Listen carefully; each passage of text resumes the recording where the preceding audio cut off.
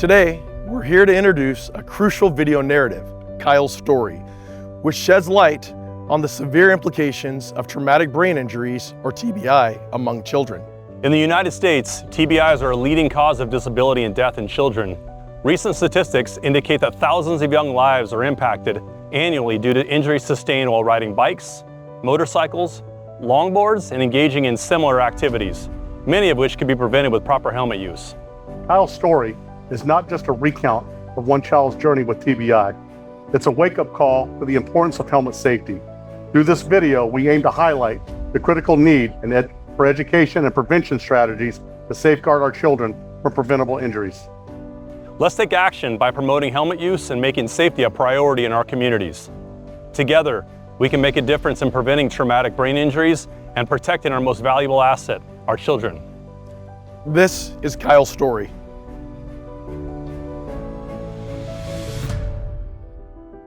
On August 22nd of 2020, my son Kyle suffered a traumatic brain injury after falling off of his longboard going down a hill in El Dorado Hills.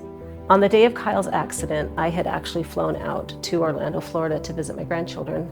I had been there for a couple of hours when I received a phone call. I looked at the phone and it was Kyle's best friend's mom, and I was used to getting calls from her, so I didn't think anything of it.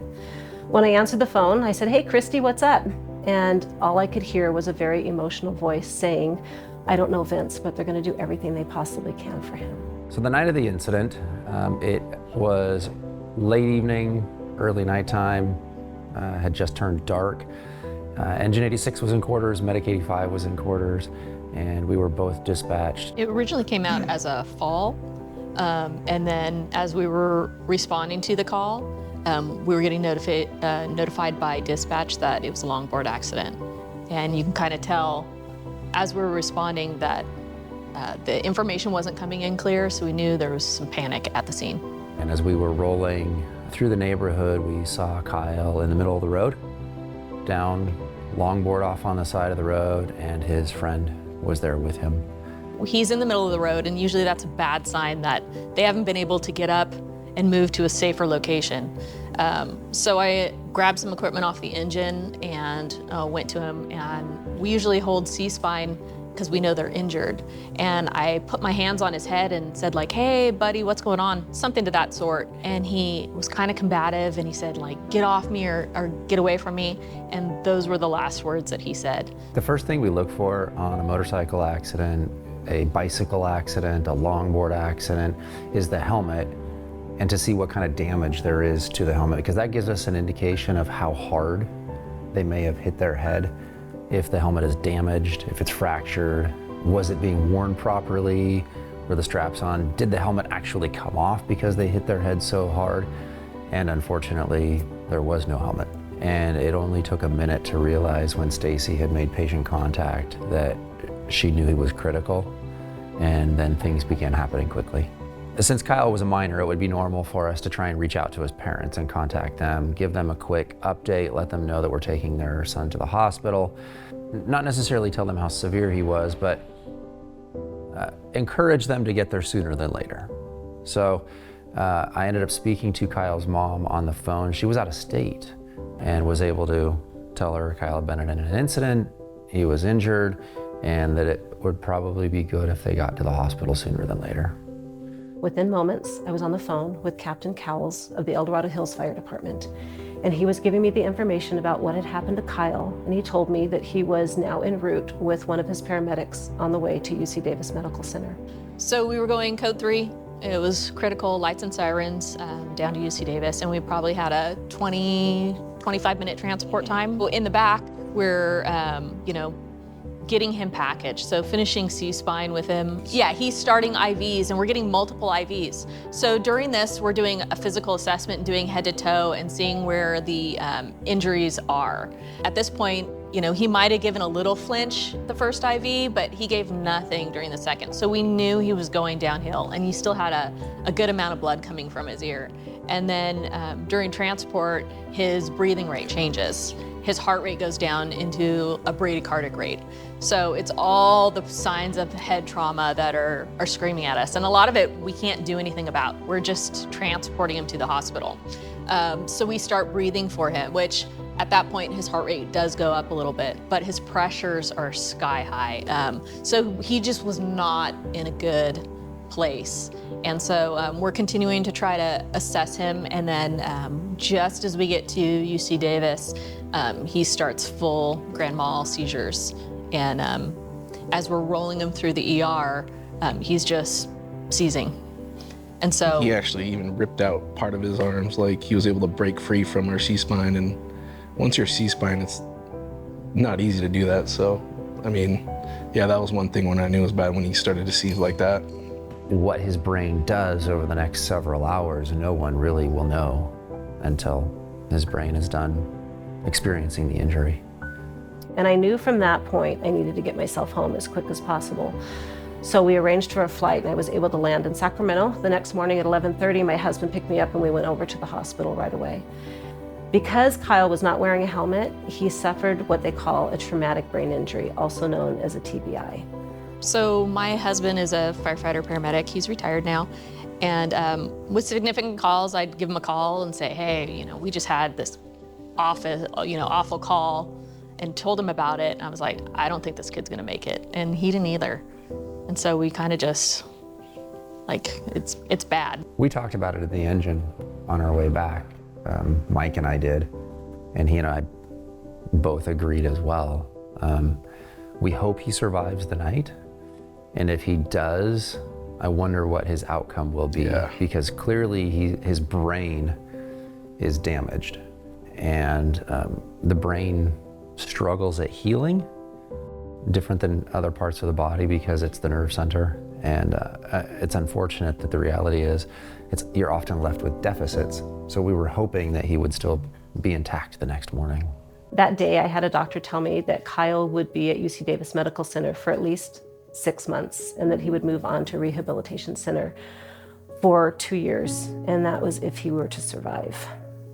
Because of our experience and because of what I witnessed, I feel guilty. I feel bad. I'm his mom.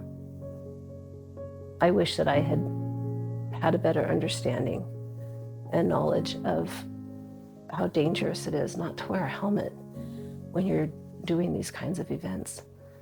The things that I remember as a mom about this was just seeing Kyle hooked up from head to toe, the wires coming out of his head, his mouth, his feet, his legs had these things that massaged his legs. He also was laying on what they call a cooling blanket, and it was cold. It was like having him laying on ice. On the night, the 16th day, I remember them coming in and saying they were going to take him off his respirator and put a tracheotomy in. And I knew that that meant this was going to be something more permanent and that they weren't expecting him to wake up for a while. The next morning, when the doctors came in, and there's not just one doctor, there's a group of doctors, and there are 3 sets of doctors because it's a training hospital. And they came in the next morning and they said, we don't know what happened in the night, but Kyle's doing really well. And we want to, instead of giving him a tracheotomy, we're gonna start bringing him down off his meds, and we wanna see if we can get that respirator out. And within 36 hours, they removed the respirator, and Kyle started improving from there. But I remember after they took the respirator off of Kyle, him opening his eyes just a tiny bit, and he said to me, "Hi, Mom." He whispered, "Hi, Mom." And I felt from that moment, I'm like, he's gonna be okay. I'm Kyle Benton, and we're here talking about my traumatic brain injury. I want to share my story with other people so that they can come to see the conclusion of why helmet safety is important. The minor inconvenience that it is to put on a helmet is really not that big of a deal. I'm not the only one who's gone through something like this. There's a very common thing that no one really talks about. Right after that happened, there was like a string of longboard accidents with no helmets, and we happened to, on the medic back then, we happened to go on one who got hurt, no helmet, and he wasn't as lucky as Kyle, and he was in a wheelchair. He could not talk. Parents had to like feed him, do everything for him. So that was a huge goal. It's amazing that the Bentons are using this as an opportunity to educate others and help prevent injury from others. Like Chris said, there were several traumatic brain injuries less than 20 years old. 9 days before, a young man from El Dorado Hills, 9 miles from Kyle's accident, was going through the exact same injury that Kyle was going through. Exactly. 3 months before that, a young man from Folsom went through the exact same injury as Kyle. 3 months before that, there was a young man in Roseville that went through the exact same injury, and he didn't survive. Since Kyle's injuries, I know of 2 other local children in the Sacramento Valley, and they didn't survive. These were longboarding accidents. Those are just the ones that I'm aware of. After he received the craniolectomy, that was 56 hours into the injury, once he was able to start getting up and moving around, he had to wear a helmet. At first it was a medical helmet. Then I went out and bought him one that I thought was like a cuter helmet so that he would, I don't know, that's what I wanted to do for him. So he wore that in the hospital. And so choosing not to wear a helmet while he was longboarding for that hour that afternoon turned around to him having to wear this helmet all the time for several months. And now he has a scar in his head the size of a horseshoe that he'll have the rest of his life. That is a reminder of that afternoon. Yeah, since the accident, my life has definitely been changed. Definitely my style of learning is different. My way of processing things is a lot different. I didn't realize how sensitive the brain is and the body and how much it can be damaged super quickly. I also didn't realize that the helmet would protect me that much. I always thought it was just to protect me from some cuts and bruises, but it definitely is a life-saving tool that it can, and not just life-saving with life and death, but like I mentioned before, my life is different and it's never going to be the way it was. I had plans I had in high school. I've now come to realize that those plans are not going to happen the way that I always planned on them happening. So when it comes to saying that helmets save lives, it's not just saving a life of staying alive, but it's also saving your life of your future. I think it's the responsible thing to do. At a minimum, consider wearing a helmet. Educate yourself. Kyle was so fortunate that when he got a 6-inch crack in the back of his skull and his brain started to bleed, because of that crack, his blood took the path of least resistance, which was to come out of his ear. But had it not found that path, Kyle would have been dead within just a few moments. I share this story because if it can help somebody not go through what Kyle went through and not alter their life the way it's altered our life, then it's worth it. It's completely worth it.